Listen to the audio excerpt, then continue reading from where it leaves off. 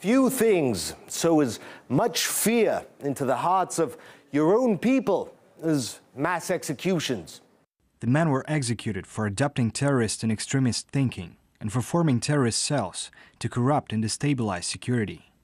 Allegedly, among their crimes was disrespect towards authority. Some of them, can you believe, didn't like the king, protested against him. So serious were their crimes that one of those executed was also crucified. Yes, crucified in 2019.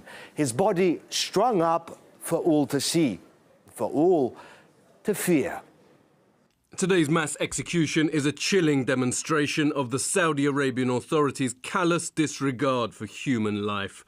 It is also yet another gruesome indication of how the death penalty is being used as a political tool to crush dissent from within the country's Shia minority. In fact, almost half of those killed were executed after taking part in pro-democracy protests. See, the Arab Spring didn't skirt Saudi Arabia. The Shia minority rose up. They wanted change, better, fairer life. The king obviously thought they wanted too much.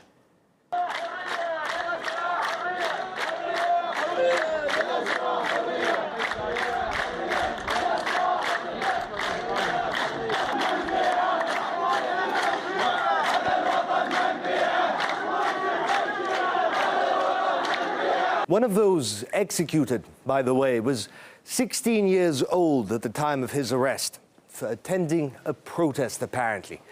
He was still a kid. Now he's an example. In fact, the current king began his reign by staging a massive execution. 47 people beheaded, shot for crimes that included disobeying Saudi rulers. Biggest blood show since the 1980s. Crucifixions aren't uncommon. Peaked in 2012 when 5 people were strung up. Paralysis reportedly is also in a judge's arsenal. Seriously, they can sentence a person to be paralyzed as punishment. Roots back to a 4,000-year-old law that someone wrote on a stone pillar.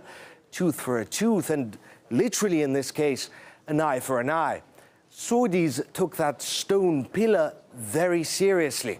In 2005, a court in Saudi Arabia ordered a migrant's eye gouged out as punishment for getting into a fight.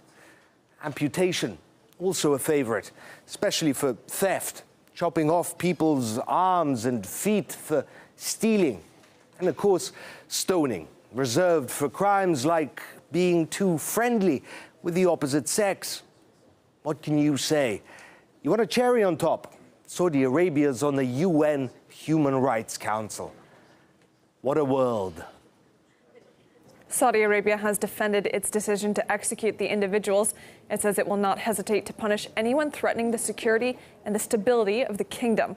Spokeswoman for the Gulf Institute for Democracy and Human Rights, Fatima Yazbek, believes Riyadh's justice system allows it to tackle anyone whose views differ from the official position. It's not the first time which Saudi Arabia used the death penalty to punish prisoners of conscience who dared to spoke out about the human rights violations in the country. We've noticed that there were, I think, around 5 of the executed people who were really charged by terrorism charges. We don't trust the Saudi Arabian judiciary system. We don't trust how did the Saudi authorities handled the matters, especially against the protesters who took out to the streets to demand rights and freedoms and who spoke out about what was happening in the country. As most of the Gulf kingdoms, Saudi Arabia uses its judiciary system to fabricate charges against the dissidents, especially against the activists who spoke out or who used the social media outlets or who participated in demonstrations. The thing is a taboo in the Gulf Kingdom, especially in Saudi Arabia. No one is allowed to speak about what's happening in the country.